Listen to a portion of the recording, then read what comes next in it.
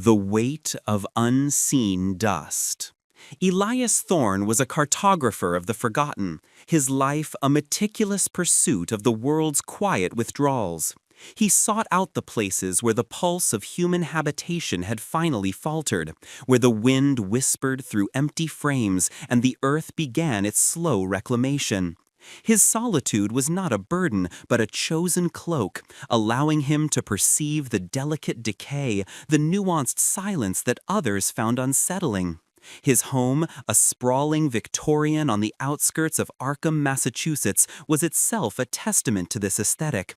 A grand, somber structure with gabled roofs and shadowed eaves, perpetually smelling of old paper and damp stone, a sentinel against the encroaching modernity.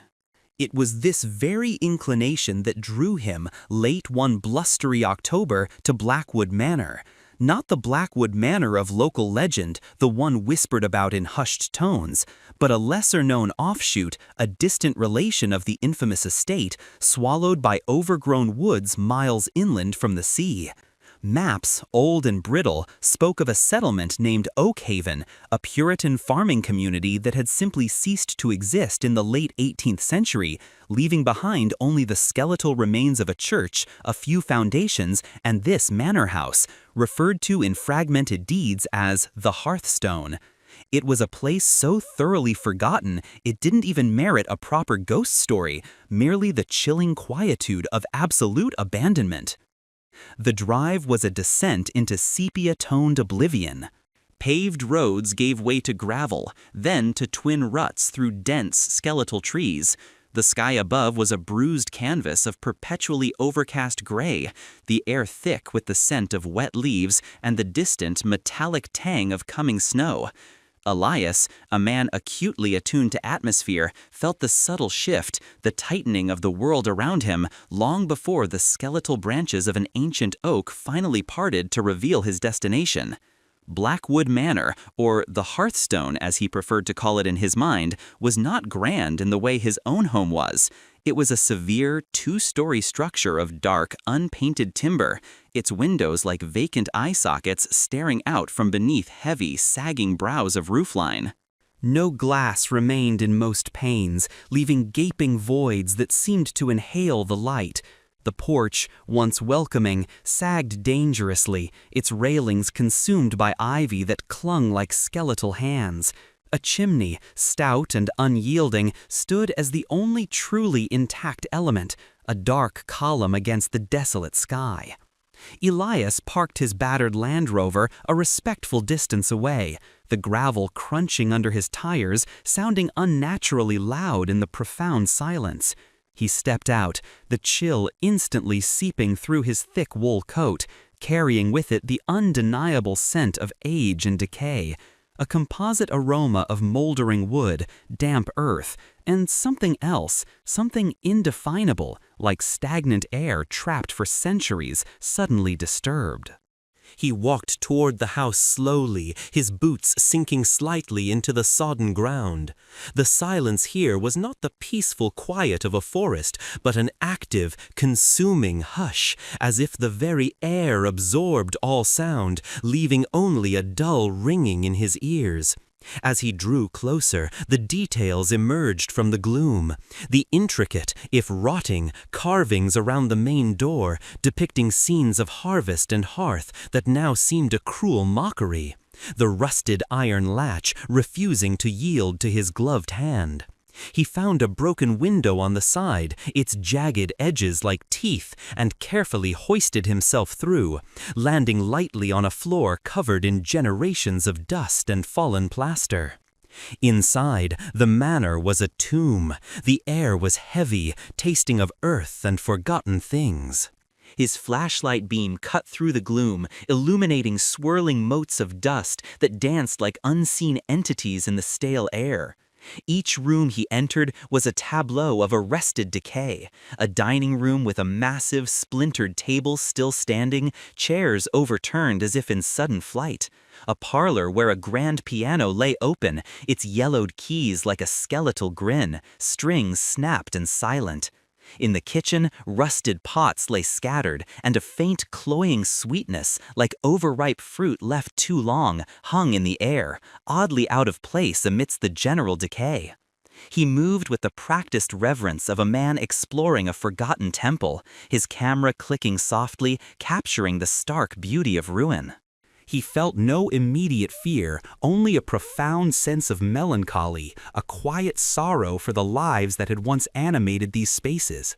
Yet, beneath this, a subtle current of unease began to stir. It wasn't anything he could pinpoint, no sudden chills, no shadowy figures. It was the quality of the silence, a silence that felt less like an absence of sound and more like a presence, a watchful stillness that seemed to press in on him from all sides. The light from the broken windows barely penetrated the interior, leaving vast swaths of shadow, deep and absolute, where his flashlight beam seemed to hesitate, swallowed before it could fully illuminate. In what he surmised was the master bedroom, the atmosphere thickened. A four-poster bed, its canopy long since rotted away, dominated the room. On a small, rickety bedside table, an open book lay face down, its pages fused together by time and damp. Elias's gaze drifted to the hearth. Here, unlike anywhere else, the stone seemed unnaturally dark, almost stained, as if something had been burned there with an intensity that had seared the very rock. He ran a gloved finger over the surface, feeling a fine, gritty residue that was not merely soot. It was a cold, alien grit that clung to his skin, despite the glove. A shiver, not of cold, but of something deeper, traced its way down his spine. He spent hours in the manor, meticulously documenting, sketching, absorbing. The light began to fade outside, turning the bruised sky to a deeper violet. The interior of the house became a realm of shifting shadows, each corner seeming to deepen, to recede into something primordial. The air grew colder, and the silence began to hum with an almost imperceptible vibration. Elias found himself listening, straining to hear something that wasn't there, or perhaps something that was, but lay just beyond the threshold of human hearing. He finally packed his equipment, a strange weight settling over him.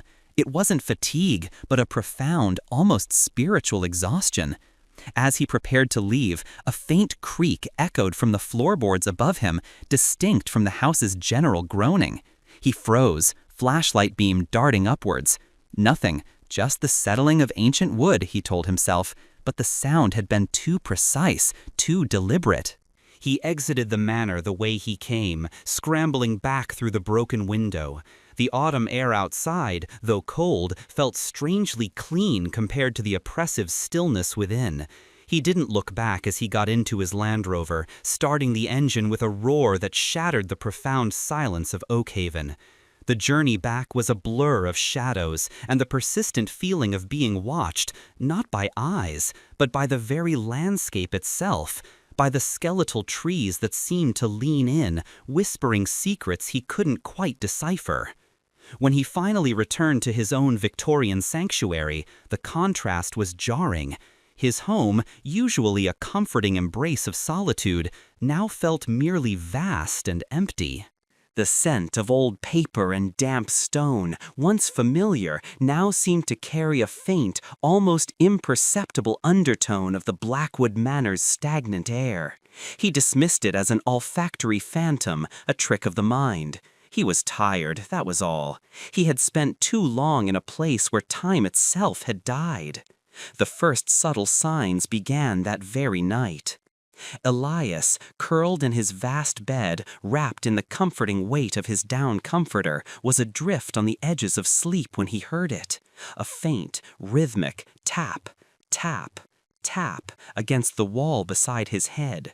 It was soft, almost delicate, like a moth brushing against the plaster, or a tiny finger lightly testing the surface. He stirred, half asleep, and attributed it to the old house settling, the plumbing, or perhaps a branch scraping against the exterior. He listened for a moment longer, but the sound ceased. He drifted back to sleep. The next morning, the exhaustion of his expedition still clung to him. He moved through his routine mechanically, brewing coffee, reading the morning news.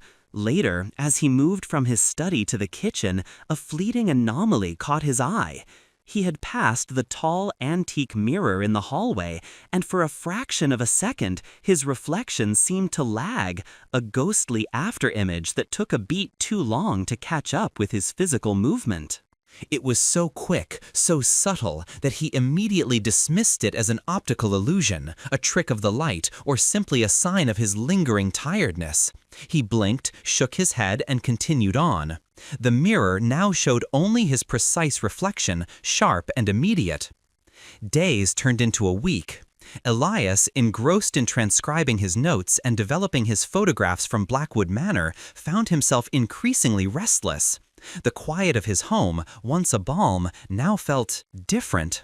It was no longer a companionable silence, but a profound, almost expectant one. The faint knocking returned. Always at night, always when the house was utterly silent, always just as he was on the precipice of sleep. Tap, tap, tap. Sometimes it came from the wall by his bed, sometimes from the study, sometimes from the floorboards directly below him.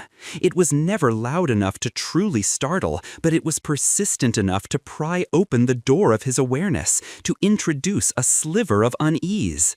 He would get up, check the windows, the heating system, even venture into the silent hallways, flashlight in hand. He would find nothing. The house would be cold and still, bathed in the moon's pale glow.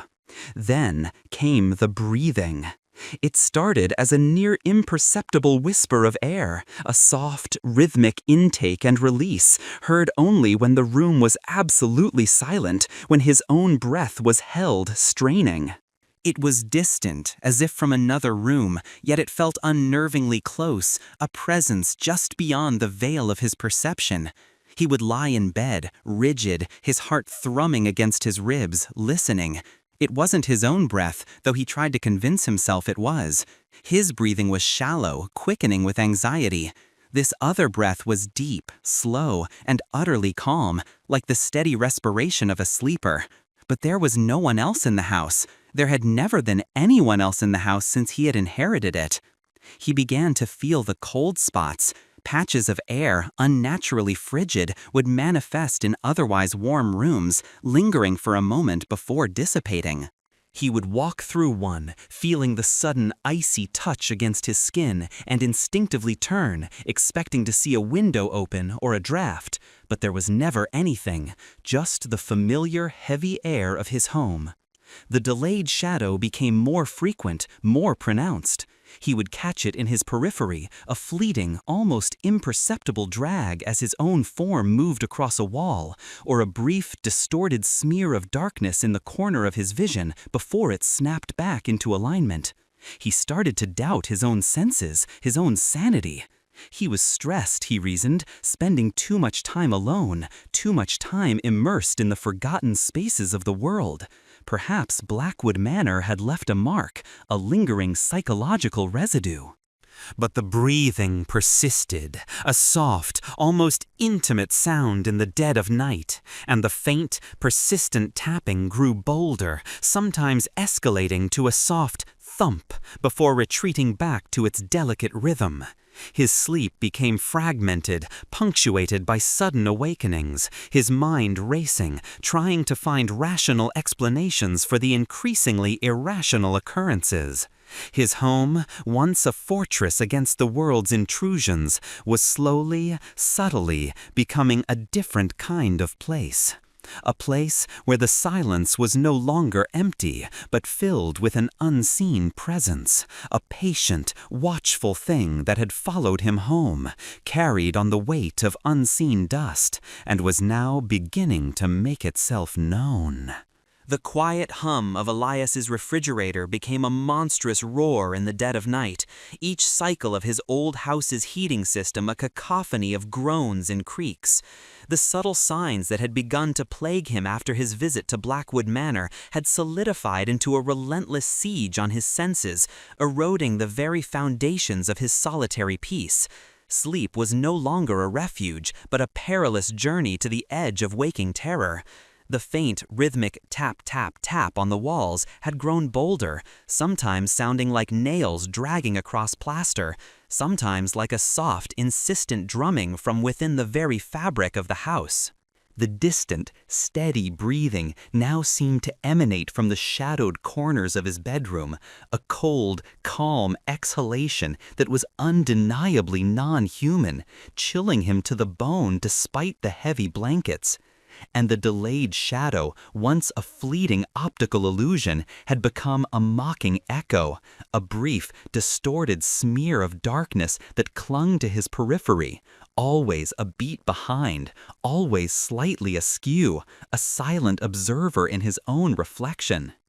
Elias, a man whose life revolved around meticulous documentation and rational explanation, found himself adrift in a sea of the unexplainable.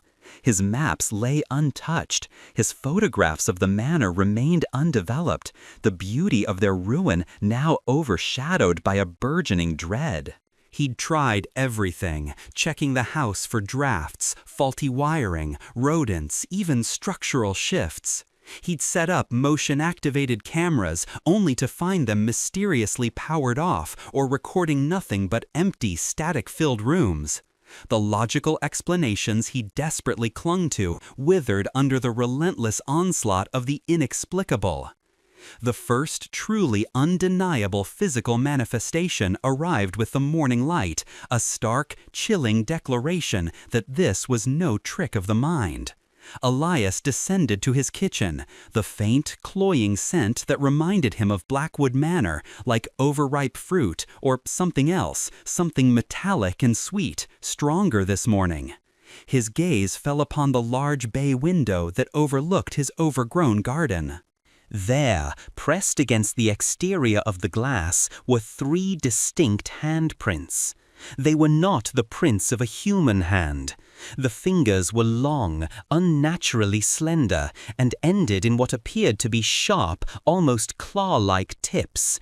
The palm was broad, but the overall impression was one of gaunt, elongated grace, terrifying in its unnaturalness. They were smudged, as if made by something particulate, like ash or fine, dark dust. Yet they clung to the clean glass with an impossible tenacity. Elias stared, a cold knot tightening in his stomach. He approached the window slowly, his breath catching in his throat. He pressed his own palm against the glass, comparing. His hand was thick, solid, mortal. These prints were something else. He tried to wipe them away from the inside, his rag gliding uselessly over the smooth glass. He went outside, the crisp autumn air doing little to dispel the chill that had settled deep within him. He tried to rub them with his gloved hand, then a damp cloth. They resisted, seeming to smear slightly but never fully dissipating, like a stain that had permeated the very molecular structure of the glass. He could feel a faint coldness radiating from them, even through his glove. He spent the better part of an hour scrubbing, scraping, applying various cleaning solutions. The prints faded to a ghostly smear, but never entirely vanished. It was as if they had been etched there, a silent, chilling message. He finally gave up, retreating inside. The image of those impossibly long fingers burned into his mind. He found himself avoiding that particular window, his eyes darting to it with a morbid fascination every time he passed. The handprints were merely an overture. The true orchestra of dread began to play out in the night. Elias woke one morning to find his antique reading chair, a heavy, leather-bound monstrosity he'd inherited from his grandfather, moved. It had been positioned neatly by the fireplace hearth in his study. Now it sat squarely in the middle of the room, facing the doorway, as if waiting for him. He remembered clearly having pulled it close to the fire the previous evening, seeking warmth against the creeping chill that now permeated his home. He scoffed, attributing it to his own absent-mindedness, perhaps moving it in a half-sleep state. But the chair was heavy, cumbersome. He would have remembered the effort. He returned it to its place by the hearth, a prickle of unease unsettling his composure. The next morning, it was back in the center of the room. This time, a faint, almost imperceptible scratch mark marred the polished oak floor beneath one of its legs, suggesting it hadn't merely glided. A cold dread began to seep into his daily routine. He started taking photographs of his furniture before bed, positioning small, delicate objects in specific places, hoping to catch the subtle shifts. The next morning, the evidence was undeniable. His grandmother's delicate porcelain doll, usually nestled safely on a high shelf in the living room, was found sitting upright on the lowest step of the main staircase, its vacant glass eyes staring directly up at him as he descended. A small, intricately carved wooden box, previously on his bedside table, now rested on his pillow. And in his study, the heavy oak desk, which required considerable force to move, was angled awkwardly away from the wall, its front edge now scraping against the rug. This was no hallucination, no trick of the light. This was physical, tangible. Something was moving things. Something was in his house. Elias's meticulous nature, once a source of comfort, now became a torment. He began barricading himself in his bedroom at night, dragging his heavy dresser in front of the door, placing stacks of books in precarious towers that would topple at the slightest disturbance. He slept with a heavy brass letter opener beside his bed, a pathetic defense against an unseen foe. But even these measures felt futile. The breathing, the tapping, the faint, cloying scent, they all seemed to penetrate the walls, to seep into the very air of his supposedly secure sanctuary. His work suffered. The historical texts he usually devoured now seemed to mock him, filled with the mundane horrors of human history when a far more immediate, insidious terror was unfolding in his own home. He tried to speak about it to a colleague, a fellow antiquarian, but the words caught in his throat. How could he describe invisible handprints, moving furniture, and phantom breath without sounding utterly insane? He feared being locked away, dismissed, leaving him even more vulnerable to the encroaching darkness. The constant vigilance, the fragmented sleep, the perpetual gnawing anxiety began to take its toll. Elias's face grew gaunt, shadowed. His eyes, usually sharp and keen, held a haunted, distant look.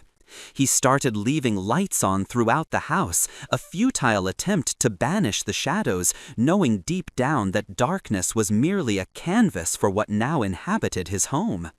Then the final, terrifying escalation occurred. Elias awoke, not to a sound, but to a profound shift in the air, a sudden suffocating stillness that pressed down on him, stealing his breath. His eyes, already wide open in the gloom, focused on the foot of his bed. Standing there, bathed in the faint, silvery glow of the street lamp filtering through his window, was a figure. It was tall, impossibly slender, its form indistinct, like a smudge of charcoal against the fabric of night. He couldn't make out features, only the undeniable silhouette of a human-like shape, yet one that seemed stretched, distorted, as if seen through rippling water. Its head was tilted slightly, an unnerving posture of silent observation. There was no movement, no sound, just the profound, terrifying stillness of its presence. Elias couldn't scream, he couldn't move, his muscles were locked, his throat constricted, his heart a frantic drum against his ribs. Every instinct screamed at him to flee, to fight, but he was frozen, pinned by the sheer, unholy terror of being watched by something that defied all laws of the natural world. Its presence radiated an ancient, crushing malevolence, a cold so deep it seemed to freeze the very marrow in his bones. It was there for only a split second, a blink. A breath held too long, and then it was gone. The space at the foot of his bed was empty. The faint light still streamed through the window, illuminating nothing but the familiar patterns of his quilt.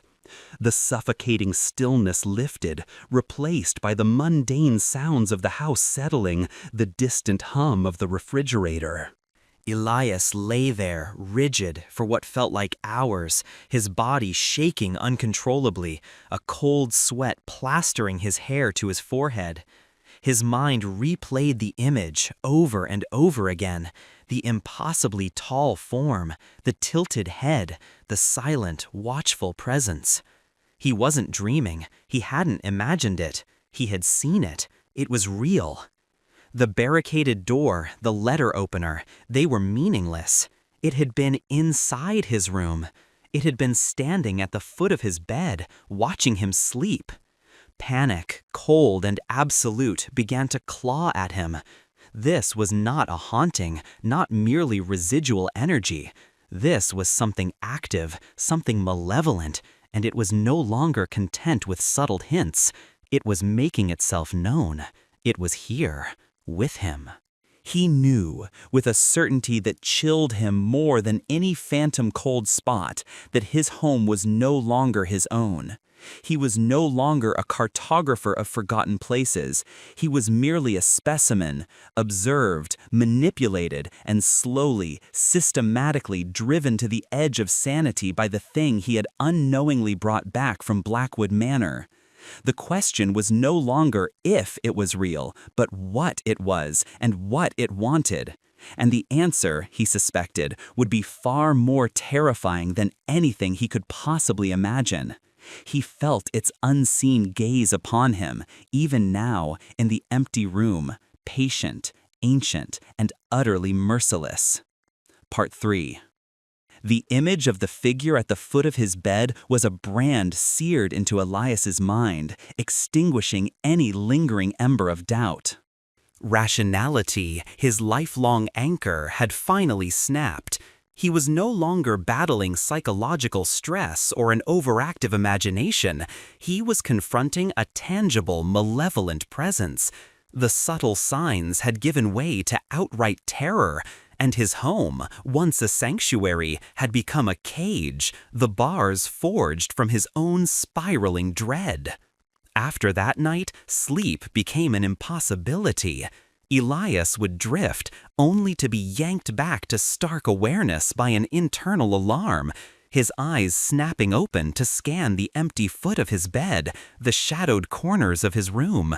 The breathing, once distant, now seemed to emanate from directly beside his ear, a cold, raspy whisper of air that made his skin crawl.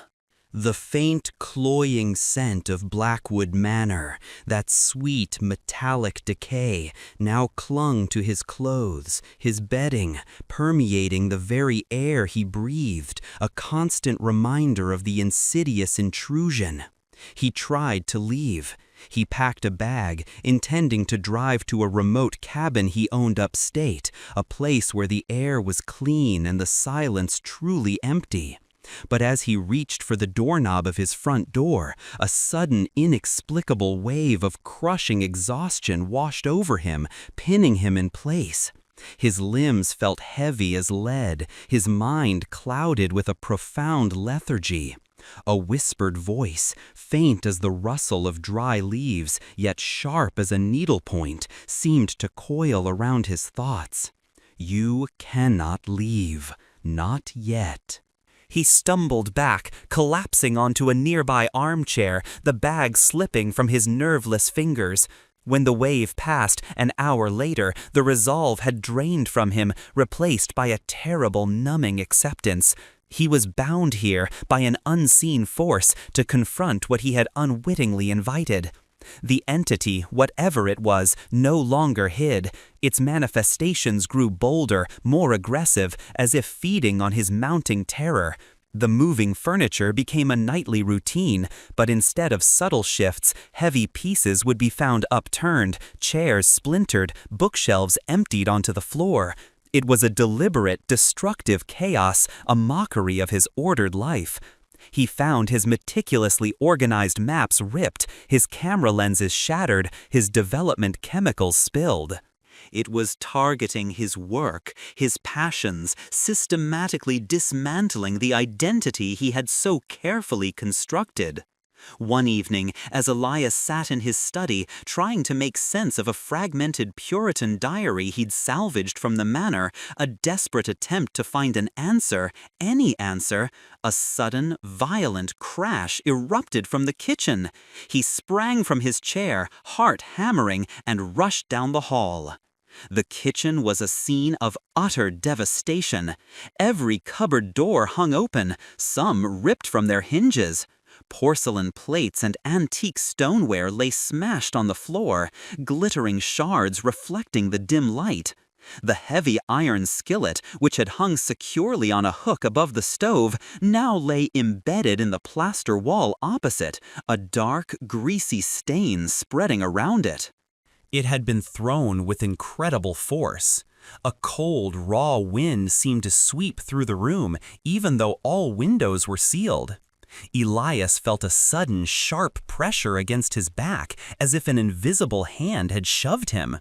He stumbled forward, catching himself on the edge of the ruined countertop, his hand instinctively reaching for the heavy brass letter opener he now carried constantly. He spun around, breath catching in his throat, expecting to see something, but there was nothing. Only the lingering cold, the scent of stagnant air, and the overwhelming silence that pressed in, thick and suffocating. "What do you want?" Elias croaked, his voice hoarse, barely a whisper in the desecrated room. "What do you want from me?" The only answer was the faint, mocking tap, tap, tap from the ceiling above him, followed by a low, guttural growl that seemed to vibrate through the very floorboards beneath his feet, a sound like a beast stirring from a deep, ancient slumber. He retreated, leaving the kitchen in ruins, the metallic tang of fear in his mouth. He barricaded himself in his bedroom again, but the dresser and books felt like tissue paper against an invisible force. He huddled in his bed, the letter opener clutched in his hand, listening to the cacophony of his home being systematically dismantled around him. He heard the heavy thud of furniture being overturned, the splintering of wood, the eerie scrape of unseen objects being dragged across floors. It was a symphony of destruction orchestrated by a silent, unseen entity. The assaults became personal. One morning, Elias awoke to find his arm covered in a dark, viscous substance. It was thick, almost oily, and smelled faintly of iron and the same cloying sweetness that now permeated his home. He recoiled in disgust, scrubbing frantically. It resisted, clinging to his skin with an unnatural tenacity, staining it a faint, sickly reddish brown. It felt cold, clammy, and somehow alive. He later recognized it as dried blood, though its source was a terrifying mystery. There were no cuts on his body, no wounds from which it could have come. It was as if it had simply appeared. Then came the physical contact.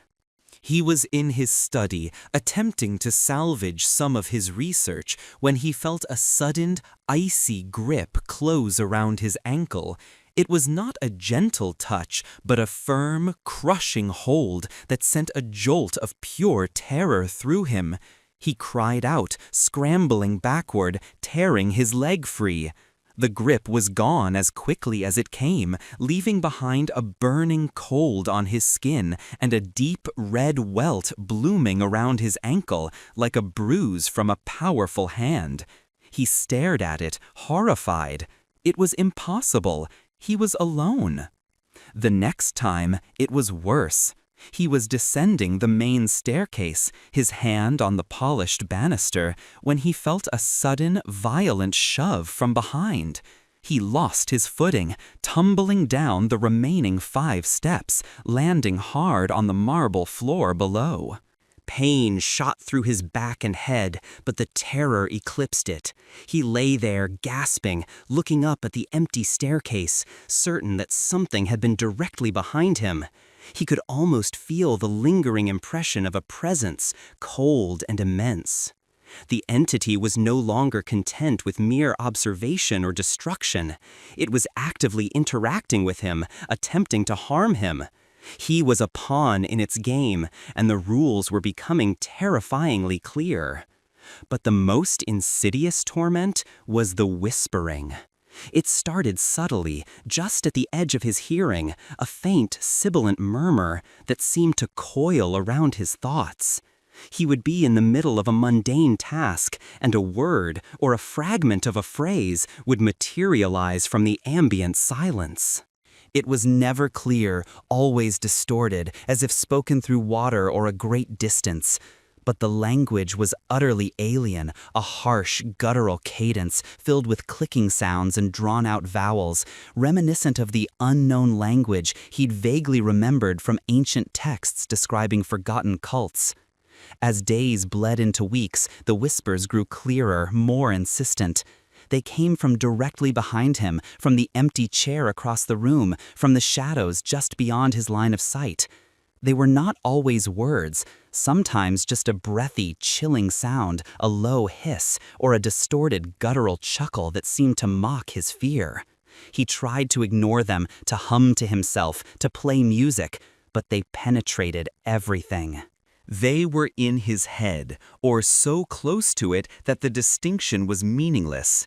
He started to hear his name, Elias, twisted and elongated into something monstrous, spoken by a voice that was both ancient and utterly devoid of warmth. One night, as he huddled in his bed, half delirious from lack of sleep and constant terror, the whispers intensified. They filled the room, a cacophony of alien sounds, weaving in and out of each other, creating a disorienting, suffocating web of noise. He clapped his hands over his ears, but it was useless. The sounds were internal now, echoing in the hollow chambers of his skull. Then, a single voice, clearer and colder than anything he had heard before, spoke directly into his ear, so close he felt the icy breath on his skin. "You brought me home, Elias." The words, spoken in perfect, albeit distorted English, were a physical blow. He screamed, a raw, primal sound ripped from the depths of his being, and scrambled away from the invisible speaker, pressing himself against the far wall of his room, trembling uncontrollably. It knew his name. It had been with him all along, watching, waiting, learning. It was not merely a residual entity or a mindless poltergeist. It was intelligent. It was aware. And it was here, in his home, irrevocably linked to him. The terror of the unknown had morphed into the horror of recognition. It had followed him from Blackwood Manor, a silent passenger on the weight of unseen dust, and had now fully awakened, demanding its presence be acknowledged. What it wanted, and why it had chosen him, remained a terrifying mystery. But the realization that it was not a passive presence, but an active, malevolent intelligence that spoke his name, stripped away the last vestiges of his sanity and left him exposed to a horror far deeper than he could have ever imagined. The game had changed, and he was unequivocally losing. Part 4. The voice, cold and precise, echoing in his ear, stripped Elias bare. "You brought me home, Elias." The words resonated not just in his auditory canals, but through the very marrow of his bones, a chilling pronouncement that solidified his worst fears. This was no random haunting, no mere echo of past suffering. This was a deliberate act, a conscious entity that had chosen him, followed him, and was now actively tormenting him. The invisible hand that had pushed him, the unseen force that had shattered his kitchen, the malevolent presence at the foot of his bed, it all coalesced into a singular, terrifying intelligence. The days that followed blurred into a waking nightmare. Elias no longer differentiated between day and night, reality and hallucination. The house was in ruins, a physical manifestation of his shattered psyche. Furniture lay overturned, shattered porcelain crunched underfoot, and the pervasive scent of stagnant air and cloying sweetness grew thicker, almost suffocating. The handprints on the bay window had intensified, growing darker, more distinct, as if freshly pressed. Sometimes he swore he saw them shifting, subtly when he wasn't looking directly. The entity's aggression escalated, becoming more direct, more personal. Elias found himself being grabbed, not just shoved. A sudden icy grip would close around his arm, leaving behind a burning cold and the distinct impression of long, slender fingers. Once, as he stumbled through the darkened hallway, a powerful, unseen force seized him by the shoulders, slamming him against the wall with a sickening thud that left him gasping for air, the bitter taste of blood in his mouth. He slid to the floor, disoriented, certain he saw a fleeting shadow, impossibly tall and gaunt, receding into the deeper gloom. His body became a canvas for its rage. He woke with unexplained bruises blooming on his skin, dark and vivid, in patterns that suggested deliberate pressure, not accidental bumps. Long, thin scratches, like those from a sharp, dry twig, would appear on his arms and legs, shallow but persistent, burning with an internal cold. The bloodstains on his arm from earlier were a prelude. Now he'd find smears of dark, viscous fluid on his pillow, on his clothes, on the floorboards, always with that metallic, sweet tang. He had no wounds from which it could originate, yet it was undeniably there, a constant, grotesque reminder of the entity's physical presence. The whispers, too, grew more complex, more insidious. They were no longer just fragments of an alien tongue or distorted English. They began to weave narratives, disjointed and terrifying. He heard names, ancient and guttural, intertwined with descriptions of sacrifice, of shadows stretching long under a blood-red moon, of pacts made in forgotten places. The whispers spoke of the hearthstone, of offerings, of a debt. They spoke of him. The cartographer, he seeks what is lost, he takes what is not his. The whispers would coil around him, sometimes from behind, sometimes from within his own head, making him question if he was truly hearing them or if his mind was finally fracturing. The dust, it clings, it binds. You carry the weight. Elias, desperate for answers, for any shred of understanding, returned to his ravaged study. He forced himself to sift through the chaos, searching for the Puritan diary he'd tried to read earlier. He found it, tucked beneath a broken bookshelf, its brittle pages now more fragile than ever. He ignored the whispers that shrieked and hissed around him as he opened it, forcing his trembling hands to steady. The diary belonged to a man named Silas Blackwood, a distant ancestor of the infamous Blackwood family and the original owner of the hearthstone. The script was faded, archaic, but Elias, with his years of experience, could decipher it. The entries began innocently enough, detailing farm life, harvests, the harsh realities of colonial existence in Oakhaven. But around the mid-1700s, the tone shifted. Silas wrote of the blight, a season of famine and inexplicable illness that swept through the small community. Children died, crops withered, and despair settled like a shroud. Then the entries grew darker. Silas spoke of the old ways, whispered to him by a dying outcast woman named Alara, a descendant of the indigenous tribes that had once inhabited the land. She spoke of the hearthstone, not as a physical structure, but as a place of power, a nexus where the veil between worlds was thin. She spoke of ancient entities, the Watchers, who guarded these places, demanding reverence, demanding sustenance. Silas, desperate to save his family, his community, began to follow Alara's instructions. He wrote of the ritual of appeasement, of offerings made to the Watchers. At first, it was simple: blood from slaughtered livestock, crops left at specific points around the hearthstone. The blight seemed to recede, but the Watchers were insatiable. The entries became increasingly frantic, ink smeared with what Elias suspected was not merely tears. Silas wrote of the first human offering, a desperate measure to save the remaining children. A young man, a drifter, lost in the woods, was sacrificed upon the hearthstone in the main chamber, his blood staining the very rock. The community survived, for a time, but the Watchers had tasted something new, something more potent. They demand more, Silas wrote, his hand trembling on the page. They crave the soul's spark, the terror-filled breath. They will not be sated with mere flesh.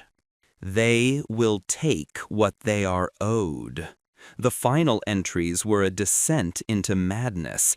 Silas wrote of the binding, a ritual meant to keep the Watchers contained, to prevent them from fully crossing into their world. It involved a blood sacrifice, yes, but also a binding to the land, to a specific lineage, the Blackwood family, as guardians, as providers. The last legible entry, scrawled in a shaky hand, filled with despair and resignation, read, "We are bound to the dust, to the land, to the hunger, and when the last of our blood fails, the Watcher will seek its freedom. It will seek a new vessel." Elias's hands shook so violently he almost dropped the diary. He reread the last sentence, his blood turning to ice. A new vessel. He closed his eyes, the pieces clicking into place with horrifying clarity. Blackwood Manor had been abandoned, not merely by choice, but because the lineage had ended or fled, breaking the ancient pact. The Watcher, starved, confined, had been waiting. And Elias, the cartographer of forgotten places, had stumbled into its prison, inadvertently providing the key to its freedom. He had disturbed the dust. He had carried it, unseen, on his clothes, on his equipment, on his very being. He had brought the weight of unseen dust home. And with that dust, he had carried the Watcher itself, or at least its essence, its hunger, its ancient claim. The whispers around him intensified, no longer disjointed, but forming a chilling chorus. The dust, the binding, it broke. You carried the dust. You carried me. A profound, soul-crushing despair settled over Elias. He hadn't just brought something home. He had become the new connection, the new vessel. The entity hadn't just followed him, it had attached itself to him, binding itself to his very being. The crushing exhaustion that had prevented him from leaving, the targeting of his work, the physical attacks, the whispers of his name, it all made a terrifying, coherent sense. It was preparing him. Preparing him for what, he couldn't yet fathom, but the implications were monstrous. He was not merely haunted, he was claimed. He was the next in a long line, the unwilling inheritor of a blood-soaked pact, a new guardian, a new provider for an ancient, insatiable entity. He had sought the forgotten, and the forgotten had found him, weaving him into its grim, eternal tapestry. He looked around at his ruined home, at the encroaching shadows, at the bloodstains and the claw marks. He was not alone. He was never going to be alone again. The realization was a death sentence whispered on the icy breath of a watcher, now fully awakened, fully empowered, and irrevocably tethered to him. The terrifying question of what it was had been answered. The even more terrifying question of why it cannot be escaped loomed, a monstrous, suffocating presence that promised an ending far more horrific than any mere death. Part 5. The knowledge gleaned from Silas Blackwood's diary was a poisoned chalice.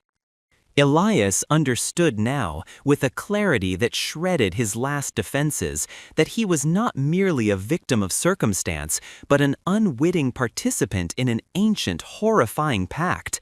He was not being haunted, he was being claimed.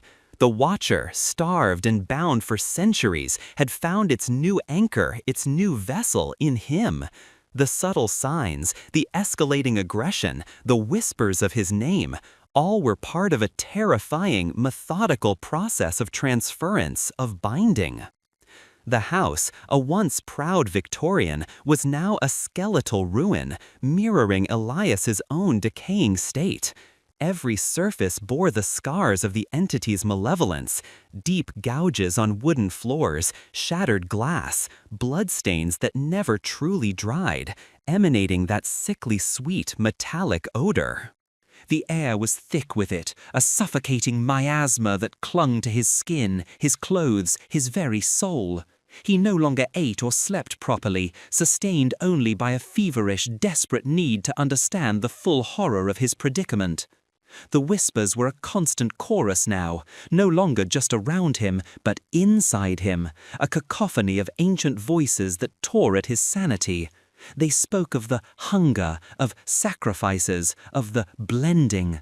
They described the Watcher not as a single entity, but as a collective, an ancient consciousness that permeated the land around Blackwood Manor, now concentrated and desperate to re-establish its hold, its feeder. One particularly grim afternoon, as the bruised sky wept a cold, thin rain, Elias found himself drawn to the main hall, to the antique mirror that had once shown him his lagging shadow. He stood before it, his reflection gaunt, eyes sunken, a stranger staring back. But as he watched, the reflection began to distort, not just lagging, but subtly twisting. His features elongated, his eyes took on an unnatural depth, and a faint, almost imperceptible grayish hue seemed to seep into his skin. The shadow in the mirror grew darker, larger, no longer just an echo, but a distinct, separate presence behind him, shifting, coalescing. A cold, skeletal hand, impossibly long and thin, reached out from the depths of the mirror, not toward his reflection, but through it, toward him. He saw the claw-like tips, the gaunt palm, identical to the prints on his window. Panic seized him, and he stumbled backward, tearing his gaze from the horrifying tableau. The entity's physical assaults became relentless. He was dragged from his bed, not by an invisible force, but by something that felt like powerful, unseen hands pulling his ankles, scraping his flesh against the splintered floor.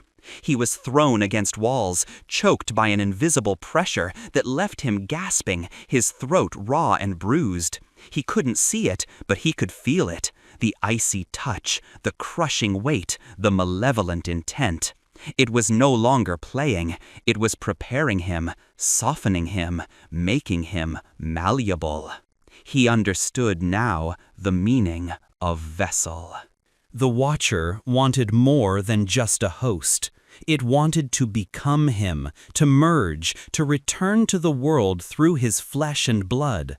The ritual of binding that Silas Blackwood had spoken of wasn't just about containment, it was about transference, about providing a living conduit. The slow, insidious process had begun the moment he picked up that unseen dust in Blackwood Manor. Driven by a final, desperate surge of defiance, Elias remembered the specific wording in Silas's diary. The hearthstone, not just the house, but the actual stone itself, was the nexus, the heart of the binding, and the offerings. He had to sever the connection, to break the binding, even if it meant his own destruction. He had to go back. He made his way to his garage, but the door was jammed, refusing to open. His Land Rover, once so reliable, sat lifeless, its engine refusing to turn over. The entity had ensured he couldn't simply drive away. He was trapped. But he was a cartographer, a man of maps and routes. There was another way. Through the woods, by foot. It would be a journey of miles through the dense, unforgiving wilderness, but it was his only chance. As he stepped out into the biting cold of the late afternoon, the world seemed to twist around him. The skeletal trees leaned in, their branches like grasping claws. The air pulsed with a low, guttural hum that vibrated in his chest. The whispers grew deafening, a chorus of alien voices screaming in his head, mocking his futile attempt to escape. "You are bound. You are ours. You will return." Every step was an agony. He felt unseen hands pushing him, pulling him, trying to steer him off course, to drive him mad. He stumbled, fell, his body screaming in protest, but he forced himself onward, fueled by a singular, burning resolve. He had to reach Blackwood Manor, the Hearthstone, before it was too late. Hours passed. The sun began its slow, agonizing descent, painting the sky in blood-red hues that seemed to mock the ancient sacrifices. Elias, bruised and bleeding, his clothes torn, finally broke through the dense tree line. Blackwood Manor stood before him, a gaunt sentinel against the dying light, its empty windows staring like vacant eyes. The silence that had once defined Oakhaven was gone, replaced by a deep, resonant hum that thrummed from the manor itself. The air around the house was visibly warped, shimmering with an unholy energy. The cloying, sweet scent was overpowering now, mixed with a strong, coppery tang. He pushed through the broken window he had used before, landing on the dust-laden floor. The interior of the manor was alive with a terrifying, palpable presence. The shadows writhed and coiled in the corners, no longer static, but moving with an unseen life. The whispers here were a physical force, pressing in on him, vibrating through his very bones. He staggered into what he knew was the master bedroom, drawn by an irresistible pull. The hearth, the ancient hearthstone, glowed with a faint, pulsing red light. The air around it was thick, almost viscous, shimmering with the same unholy energy he'd seen outside. As he approached, the temperature in the room plummeted. A figure began to coalesce from the deepest shadows by the hearth. It was impossibly tall, gaunt, its form vaguely humanoid, yet utterly alien. Its limbs were elongated, its head tilted at an unnatural angle. Its skin, if it could be called skin, was like dried, cracked earth, interwoven with what looked like ancient roots or veins that pulsed with that same sickly red light. Its eyes were not eyes, but twin abysses of pure, concentrated darkness, staring at him with a hunger so profound it threatened to consume him whole. This was the Watcher. Or at least its manifest form, brought forth by his presence, by the breaking of the ancient binding, by his unwitting acceptance as its new vessel. "You have returned," a voice hissed, not from the figure's mouth, but from everywhere, inside and outside his head, 1,000 whispers woven into one horrifying sound. "The binding is complete. The vessel is ready. We are home." Elias stumbled, falling to his knees before the glowing hearthstone, before the monstrous entity. He looked at the stone, the very place of ancient sacrifice, the nexus point. He remembered Silas's diary, the binding and the offerings, and he understood the true, terrifying reason why it could not be escaped. The Watcher was not an entity that merely possessed a body. It was an entity that required a conduit, a living, breathing connection to this world. And he, Elias Thorne, the cartographer, in his meticulous pursuit of the forgotten, had become that connection. He had not merely brought it home, he had become its home. The dust, the unseen dust that had clung to him, wasn't just a metaphor. It was the ancient essence of the Watcher, the very particles of its being infused into his own. The figure by the hearth began to move, slowly, deliberately, its skeletal limbs stretching, crackling. It reached out, not to harm him, but to embrace him. Its touch, as it settled upon his shoulders, was not cold, but a burning heat, like molten lead flowing into his veins.